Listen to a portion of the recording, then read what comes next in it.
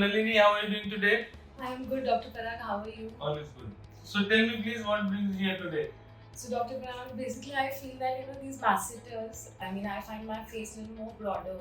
So, I want to know, is there any treatment that I can go for? So to slim down your lower face, we can give botulinum toxin. Botulinum toxin is an injection which will be given with a very tiny needle.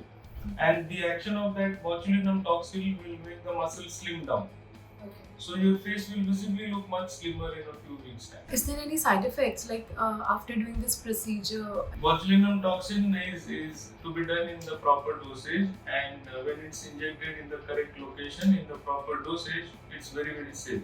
It is a US FDA approved treatment for slimming down of this muscle called as masseter, and it's very very safe. For you to see the effect, it takes like 2 weeks or so, because the chemical will start acting on the muscle, and then the muscle will start shrinking. Okay. And you can expect the result to last for 4 to 6 months. After 4-6 months, if you feel that again you need a bit of injection, you can do it. Doctor, I'm good. All set?